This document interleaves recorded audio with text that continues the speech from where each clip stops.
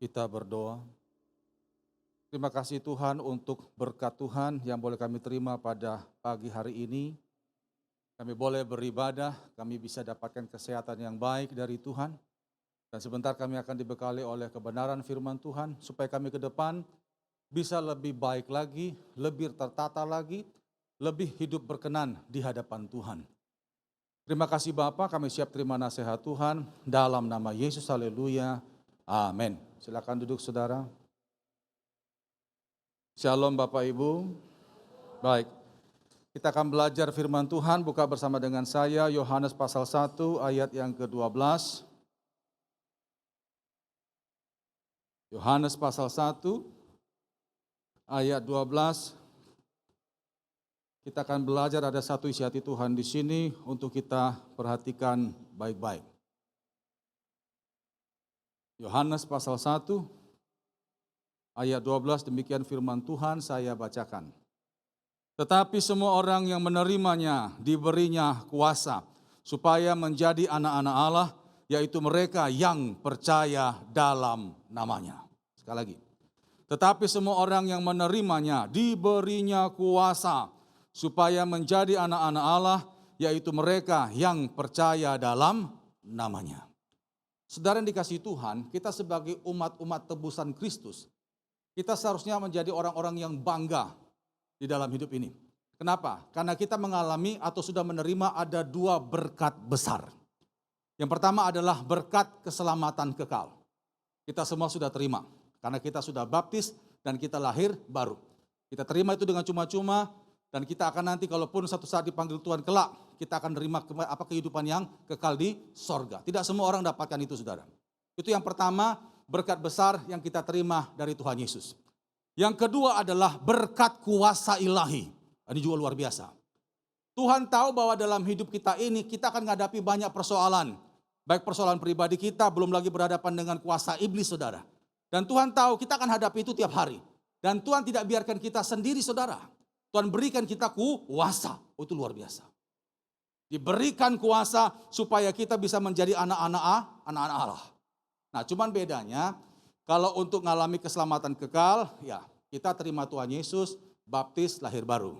Tapi kalau untuk mengalami kuasa Tuhan, kita harus hidup benar. Saudara harus hidup benar, maka kuasa ilahi, kuasa sorga akan saudara alami. Coba buka sebentar Yakobus pasal 5. Yakobus pasal 5.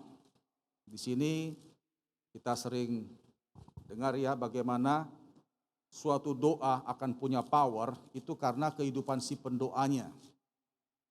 Yakobus pasal 5 ayat yang ke-16b.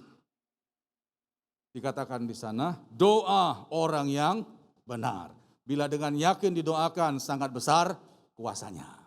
Doa orang yang benar, bila dengan yakin didoakan sangat besar kuasanya. Tidak dikatakan di sana doa dengan cara yang benar, tidak. Tapi doa orang yang benar. Banyak orang semua berdoa, tapi apakah hidupnya benar? Belum tentu. Dari ayat ini kita bisa simpulkan, Tuhan tidak lihat ekspresi doa, Tuhan tidak lihat tempat doa, dan Tuhan tidak lihat waktu doa. Yang Tuhan lihat adalah pribadi yang berdoa. Benar gak hidupnya? Kalau hidup saudara benar, sekalipun kata-kata doa saudara sederhana, itu jauh lebih powerful daripada doa yang kata-katanya panjang dan indah. Amin saudara? Ya. Jadi untuk mengalami kuasa Tuhan, itu harus hidup benar. Saya masih ingat dulu pernah saudara ya, saya punya nenek, itu juga teladan doa bagi kami. Dia pernah cerita, dia pernah ada satu anak kampung di sana saudara di Jakarta. Anak ini memang gak nakal, tapi nenek saya mengasihi dia, sampai satu saat dia gak tahu kena apa, dia punya masalah apa dengan orang, perutnya gede saudara. Jadi terus apalagi nenek saya bilang, waktu itu Son, kita gak ada duit, ya mau ngomong ke bapakmu juga kita ya gimana. Nah, terus gimana tuh nek? Ya, kita cuma doa sajalah. Jadi nenek saya nangis saudara ya, dia memang pendoa. Dia nangis cuma tumpang tangan di perut anak angkatnya itu. Anak angkatnya sudah, aduh mak, sakit sekali. Saudara tahu, nenek saya cuma nangis bilang, Tuhan tolong jamah anakku. Cuma kata-kata itu saudara. Saudara tahu apa yang terjadi? Maaf ya, kentut-kentut 1 jam saudara. Sampai perut kempes. Kalau bukan kuasa Tuhan itu siapa? Amin. Ya, itu gak kata-kata panjang, cuman Tuhan tolong jamah anakku, cuman itu saja. Tuhan tidak lihat kata-kata doa. Yang Tuhan lihat adalah pribadi yang berdoa. Yang setuju katakan amin. Nah, hari ini kita akan belajar saudara. Ciri orang benar itu yang kayak apa? Kalau dikatakan tadi bahwa doa yang punya power itu harus lahir dari kehidupan orang yang benar. Nah, yang benar itu seperti apa? Karena ada banyak orang berkata, saya sudah benar Pak. Nah, hari ini kita akan belajar versi hidup benar menurut Alkitab. Yang doanya pasti akan mengalami lawatan Tuhan. Kita akan pelajari ada 4. Yang pertama, mari buka Yohanes tadi saudara. Yohanes 1 ayat 12. Dikatakan di sana, tetapi semua orang yang menerimanya diberinya kuasa supaya menjadi anak-anak Allah, yaitu mereka yang apa saudara? Percaya dalam namanya. Ciri orang hidup benar yang doanya pasti dilawat oleh Tuhan. Yang pertama adalah harus percaya. Harus percaya. Mungkin kita berkata, Pak saya sudah percaya pada Tuhan kok. Gitu. Saya mau nanya Bapak Ibu, arti percaya itu apa saudara? Arti percaya itu apa? Arti percaya itu adalah tidak ragu sedikit pun. Itu dia. Tidak ragu sedikit pun. Kalau saudara waktu berdoa, baca firman Tuhan dan engkau masih ragu, masih bimbang, maka apa saja yang kau doakan tidak akan pernah terjadi. Saudara tahu ayatnya di mana? Buka Yakobus 1. Ayat 6 sampai 7. Kita seringkali lakukan ini, doa sih doa, tapi penuh kebimbangan dan keraguan. Akhirnya enggak dapat apa-apa. Yakobus 1 ayat 6 sampai 7 dikatakan di sana, hendaklah ia memintanya dalam iman dan sama sekali jangan bimbang. Sebab orang yang bimbang sama dengan gelombang laut yang diombang-ambingkan kian kemari oleh angin. Orang yang demikian janganlah mengira bahwa ia akan menerima sesuatu dari Tuhan. Kalau kita ragu sedikit saja, kita katakan kita tidak dapat apa-apa dari Tuhan. Bisa mengerti Bapak Ibu? Ya. Nah sekarang orang bertanya begini, Pak, contoh bimbang itu kayak apa? Contohnya saudara ya, ini yang paling sering kita lakukan. Habis doa, kita masih mengeluhkan lagi yang kita doakan. Itu dia. Setelah kita doa, nyerahkan masalah kita ke Tuhan, kita masih mengeluhkan lagi yang kita doakan itu. Itu sama dengan saudara tidak doa. Waktu doa kita mantap, Tuhan kuserahkan masalahku dalam tanganmu. Aku percaya yang terbaik akan terjadi dalam nama Yesus, amin. Begitu buka mata, lihat kenyataan, aduh kok gini Pak ya. Aduh kok gini ya Tuhan, kok lama. Itu saudara mematahkan doa saudara sendiri. Bapak Ibu saya mau beritahu. Pada waktu saudara doa, serahkan ke Tuhan, Tuhan tuh kerja Bapak Ibu. Amin. Hanya saja beliau kerja tidak kelihatan. Dan saya mau beritahu kalau Tuhan kerja, jangan diganggu Tuhan lagi kerja. Saya mengerti katakan amin. Dia pasti kerja, hanya saja tidak kelihatan. Nah iman itu adalah mempercayai pekerjaan Tuhan yang tidak kelihatan. Kalau sudah kelihatan tidak perlu iman Bapak Ibu. Ya. Waktu saudara doa, percayalah kuasa Tuhan bekerja. Contoh kayak tahun lalu 2020, saya kan masuk rumah sakit saudara ya, kena gula, hampir 1000 saya. Hampir mati saya. Memang salah saya kebanyakan minum yang manis-manis. Jadi waktu masuk rumah sakit, dokter bilang ini harusnya sudah mati ini. Tapi kok masih bisa hidup. Sampai dokter bilang, Pak harusnya ini Bapak sudah mati, kalau nggak mati ini hancur. Saraf hancur semua. Tapi saya masih normal. Saudara tahu waktu masuk rumah sakit itu sakit. Apalagi ini saraf ini kepala sakit sekali. Sampai istri saya itu nangis-nangis karena saya udah jambak-jambak rambut saya. Minta mati saya. Sampai rumah sakit, Roh Kudus bilang gini, kalau kau sudah doa, jangan ngomel mulutmu. Saya pikir ya juga ya. Akhirnya sudah saya bilang, Tuhan, kuserahkan dalam tanganmu, kalau memang tugasku sudah selesai ya aku mati lah apa-apalah. Tapi kalau belum sembuhkan aku dan aku percaya engkau bekerja. Diam. Nah saya mau nanya saudara, begitu habis doa begitu, apakah sakitnya langsung hilang?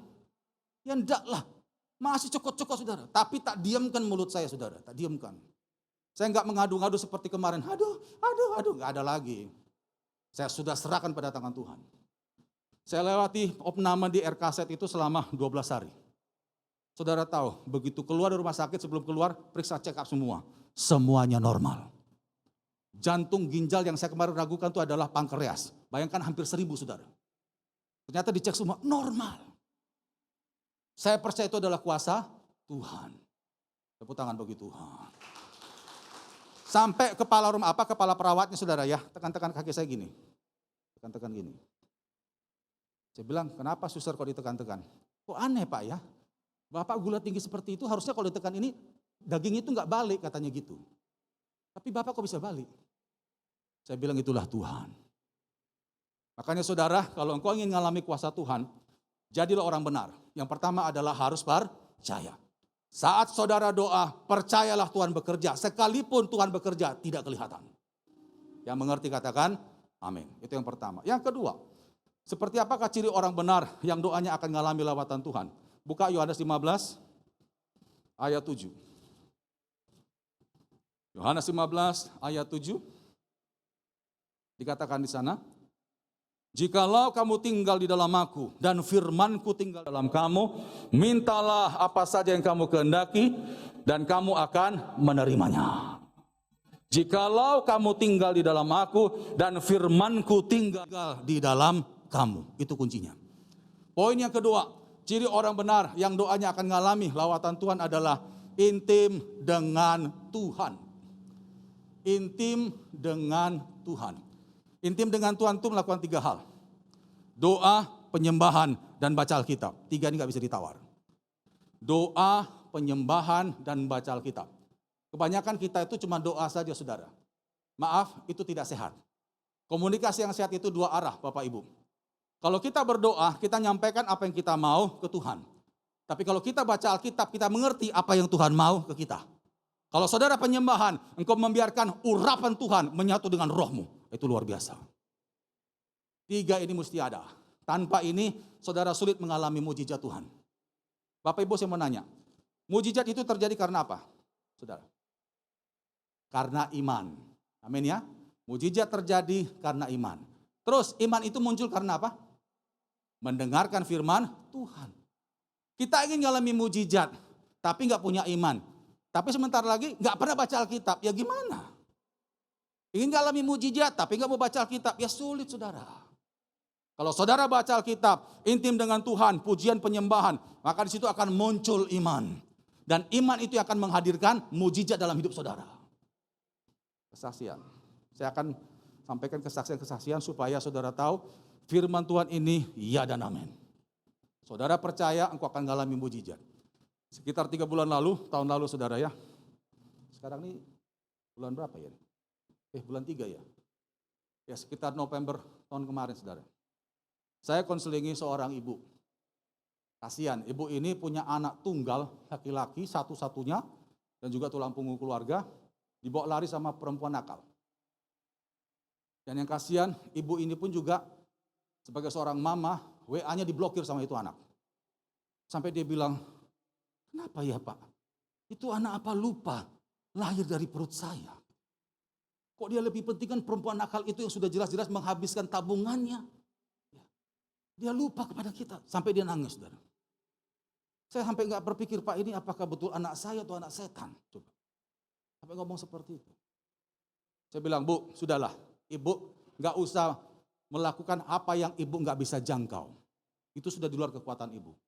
Yang penting sekarang adalah ibu perhatikan rohani ibu, perhatikan iman ibu. Karena nanti di situ Tuhan yang akan jangkau. Perhatikan aja iman ibu. Ibu mau cari kemana anak ibu nggak tahu kan? WA diblokir, sekarang dia tinggal di mana kita nggak tahu. Akhirnya dia nangis saudara ya, saya sampaikan firman Tuhan, saya kasih ayat-ayat, tolong ibu baca kembali saat teduhnya, karena selama ini rupanya saat teduhnya bolong. Saat teduh kembali bu, doa sungguh-sungguh. Nah sekitar 2 minggu kemudian saya dapat telepon. Pak, terima kasih. Saya setelah ketemu Pak Nason, saya perbaiki jam doa saya. Saya mulai baca firman Tuhan, saya mulai menyembah lagi, saya mulai doa. Saya lakukan tiap hari Pak, lama-lama saya nggak berpikir lagi tentang masalah anak saya. Saya berpikir bah itu sudah urusan Tuhan lah. Itu dampak kalau kita baca firman saudara. Dia tidak khawatir lagi, dia serahkan pada Tuhan, dia kuatkan kembali imannya. Dia percaya bahwa Tuhan lebih memperhatikan anaknya daripada dia perhatikan anaknya. Itu luar biasa. Jadi saya serahkan pada Tuhan Pak. Dan hari-hari saya lewati dengan sukacita, yang penting saya dengan Tuhan baik. Saudara tahu, setelah 2 minggu dia lakukan itu anak pulang tengah malam. Tiba-tiba ketuk pintu rumah, mamanya yang buka, itu anak saudara sudah agak dekil, ya, sujud di kaki mamanya. Sampai meraung-raung minta maaf ke mamanya saudara. Kalau bukan Tuhan itu siapa? Anak itu tidak tahu di mana tinggalnya, dia nggak tahu. WA diblokir, tapi Tuhan bisa tarik kembali itu anak. Karena iman seorang mama. Tepuk tangan bagi Tuhan. Nah, kenapa bisa muncul iman ibu itu? Karena dia bersekutu dengan firman. Makanya saya sangat percaya saudara ya, di hadapan Tuhan tidak ada zaman yang sulit, tidak ada. Tidak ada keadaan yang sulit. Yang penting kita bisa mengendalikan diri dan bisa dikendalikan firman. Maka semua akan aman terkendali. Kita bisa mengendalikan diri dan bisa dikendalikan firman. Maka semua aman terkendali.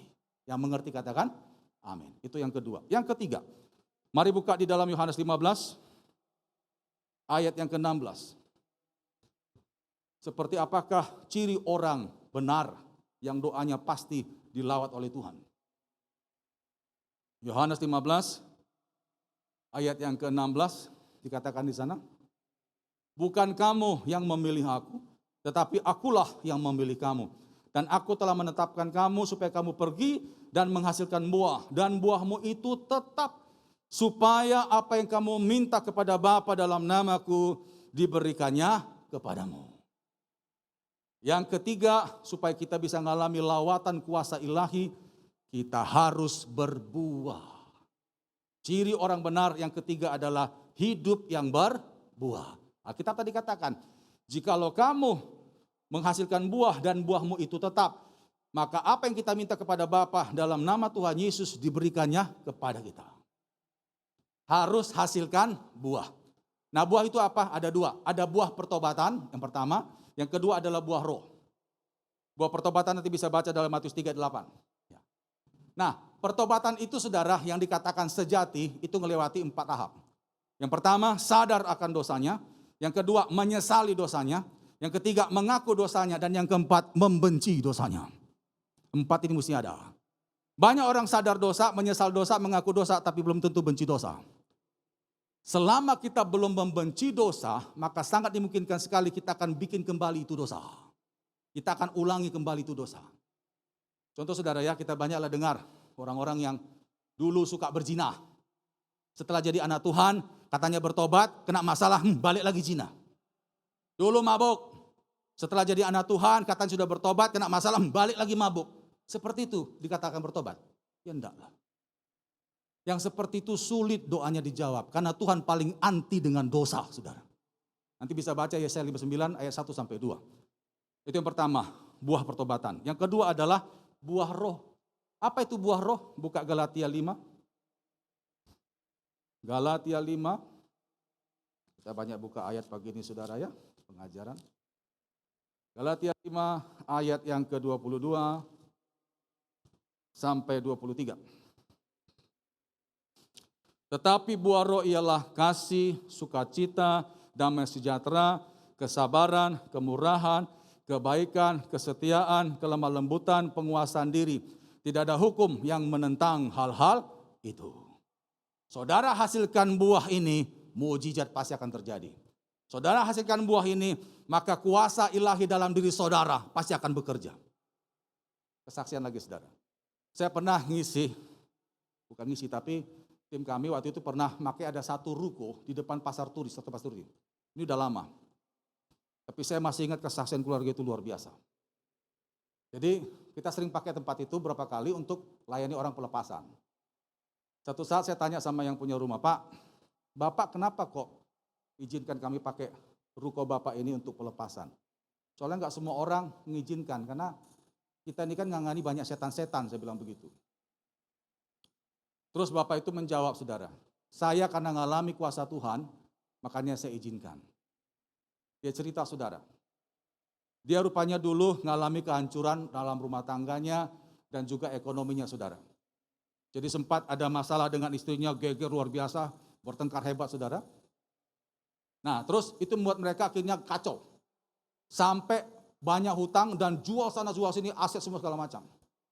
Tinggallah satu ruko itu di pasar turi itu saudara. Dan itu kosong melompong, tidak ada apa-apanya.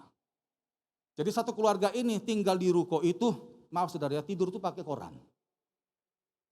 Dan disitulah mereka habis-habisan pemberesan.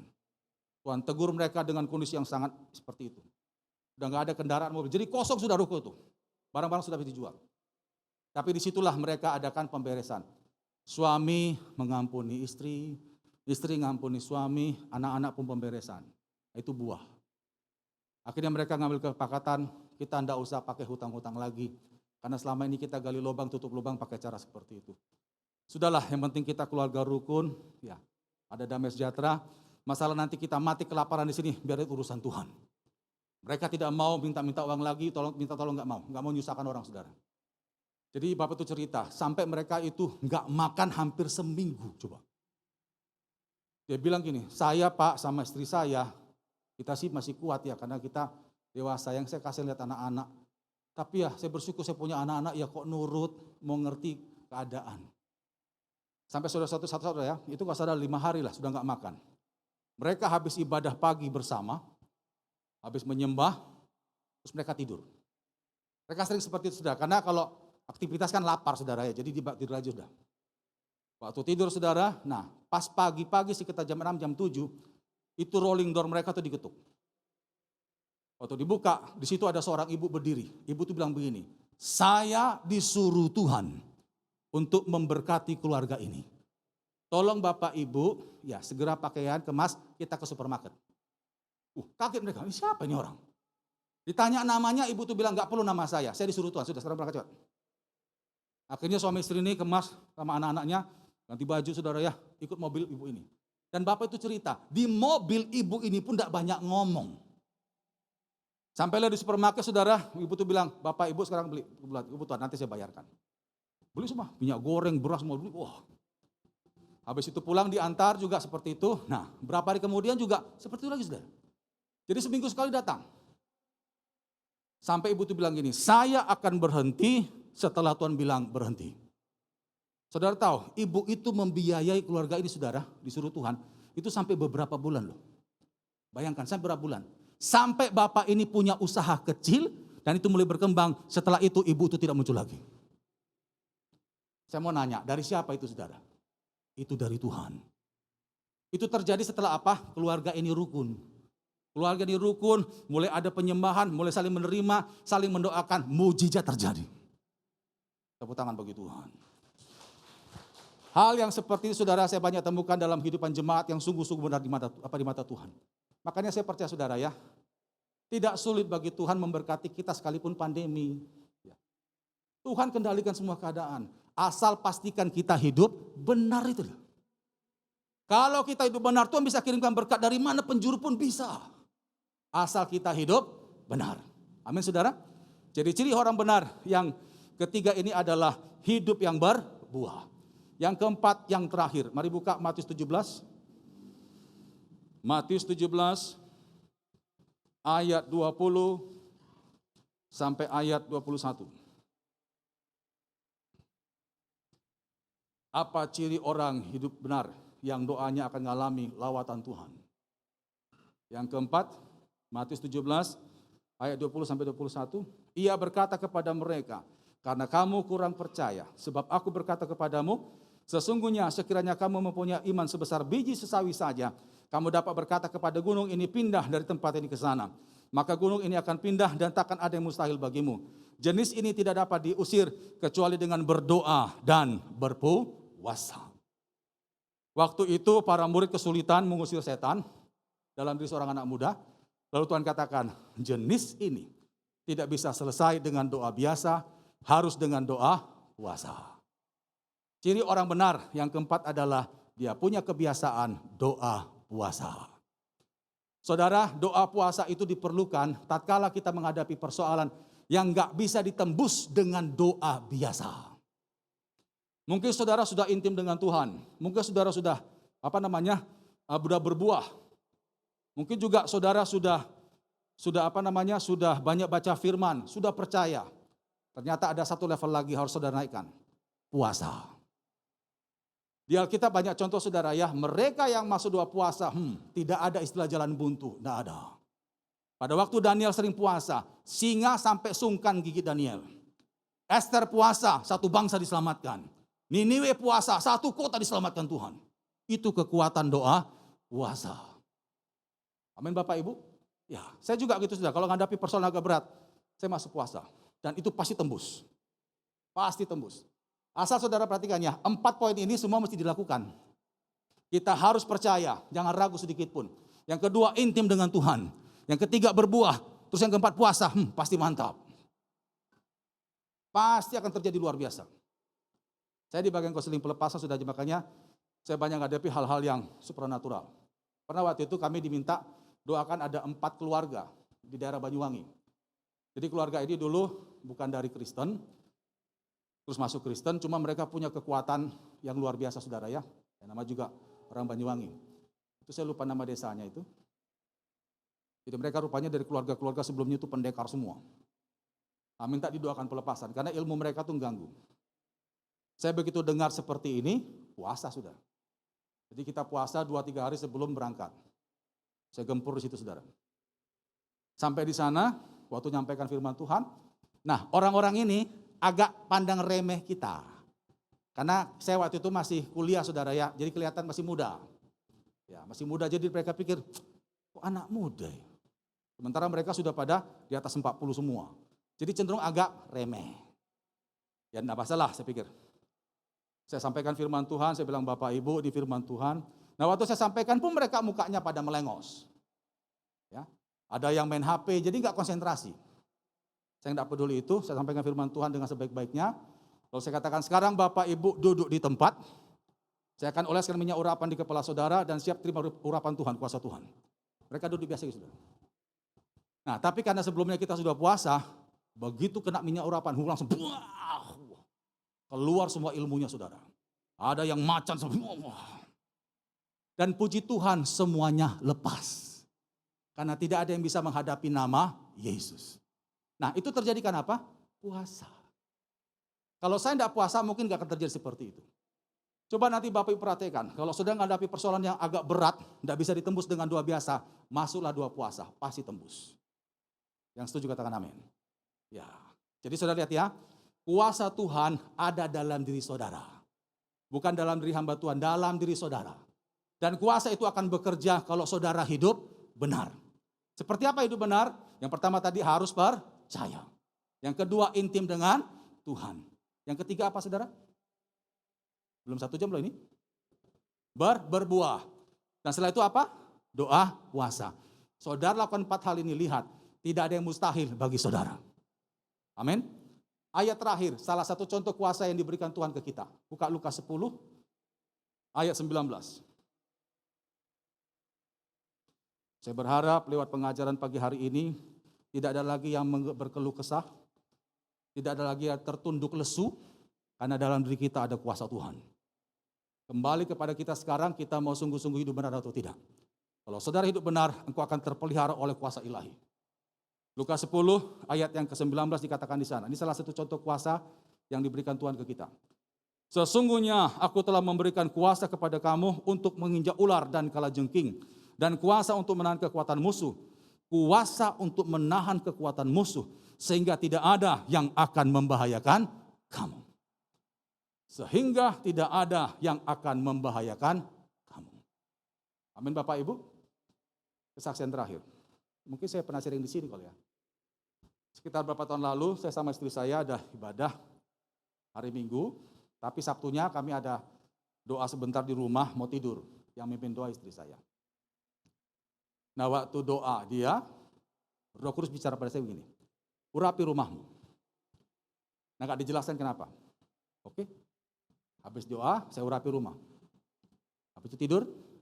Besok kita ada tugas 3 kali. Berangkat pagi, ya pulangnya malam saudara. Kami tinggal di Kebraun. Saudara tahu, waktu sampai rumah, begitu buka pintu rumah, ruang tamu kami lantainya itu penuh kecoa saudara. Itu disapu sama istri saya itu 1 serok besar itu. Dari mana tuh kecoa coba saudara? Kalau 1-2 ekor masih ngertilah kita tuh di kamar mandi. Ini ratusan kecoa. Padahal rumah kami itu tutup rapat, istri saya orang bersihan saudara. Dari mana itu kecoa? Tapi saya nggak peduli itu dari mana, yang jelas semua kecoa itu sudah mati, saudara. Yang jadi pertanyaan, yang matikan itu siapa? Itu malaikat Tuhan. Saya banyak hadapi begini saudara, makanya kalau saudara hidup benar, santet kekuatan apapun tidak bisa menjamah engkau. Tidak bisa. Kalau engkau hidup benar. Amin. Tadi firman Tuhan katakan apa? Sehingga bisa menahan kekuatan musuh sehingga tidak ada yang membahayakan kita. Jadi makanya Bapak Ibu bersyukurlah kita sebagai anak-anak Tuhan. Kita bukan cuma sekedar ngalami keselamatan kekal, tapi kita bisa ngalami kuasa ilahi. Amin. Asalkan apa tadi? Hidup benar. Kita tundukkan kepala.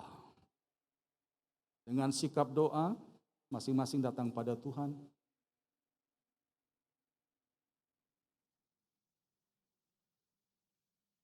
Ambil waktu sebentar saat itu. Pada waktu saudara tundukkan kepala dan tutup mata. Di situ hanya engkau dan Tuhan yang ada. Tidak ada orang lain di sana. Disitulah kita harus melihat diri kita seperti apa di hadapan Tuhan. Sudahkah kita benar di mata Tuhan? Ingat Bapak Ibu, dalam diri saudara ada kuasa Allah. Dan kuasa itu akan bekerja kalau engkau hidup benar. Sebenarnya kita anak Tuhan tidak perlu berkeluh kesah. Pastikan aja kita hidup benar. Maka nanti apapun yang kita hadapi, persoalan apapun yang kita hadapi, Tuhan pasti buka jalan. Yang penting kita harus percaya. Yang penting kita harus intim dengan Tuhan. Yang penting kita harus memiliki hidup yang berbuah. Dan ada kalanya juga kita harus masuk dalam doa puasa. Maka lihat, kuasa Allah dalam diri saudara itu akan bekerja membela saudara. Saya minta Bapak Ibu bisa taruh tangan kanan saudara di dada saudara. Taruh tangan kanan saudara di dada saudara. Saya mau beritahu, di situ bersemayam roh Allah. Di situ ada kuasa Tuhan. Saudara tidak sendirian. Engkau beserta dengan kuasa Tuhan. Engkau beserta dengan kuasa Tuhan Bapak Ibu.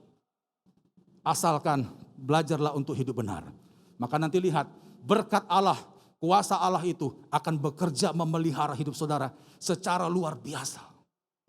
Percayalah kuasa Allah ada pada diri saudara. Terima kasih Bapa di surga. Materaikan kebenaran firman-Mu. Setiap anak-anak-Mu yang sudah tumpang tangan di dadanya Tuhan, ingatkan mereka bahwa mereka punya kuasa Tuhan dalam nama Yesus. Sehingga nanti mereka waktu pulang, mereka bisa praktek Tuhan. Sehingga mereka tahu Engkau adalah Allah yang sungguh-sungguh memelihara hidup kami. Ajar kami untuk percaya, tidak ragu sedikit pun. Ajar kami untuk bagi waktu intim dengan Tuhan. Ajar kami untuk menghasilkan berbuah. Karena ranting yang berbuah lah yang akan dipelihara, dirawat oleh sang pemilik kebun itu sendiri. Dan ajar kami untuk tekun doa puasa. Karena kami tahu ada hal-hal yang gak bisa ditembus dengan doa biasa, kami harus masuk doa puasa. Kami percaya kalau kami lakukan bagian kami, Tuhan pasti akan lakukan bagian Tuhan dengan luar biasa. Terima kasih Bapak, hamba sudah sampaikan yang Tuhan mau dan hamba terbatas. Hamba serahkan kembali kepada Engkau Allah Roh Kudus yang tidak terbatas. Teruskan firman-Mu, sempurnakan penyampaiannya, meteraikan kebenaran firman-Mu dan berkati kami semua. Di dalam nama Yesus. Haleluya. Amin. Tepuk tangan bagi Tuhan. Tuhan berkati.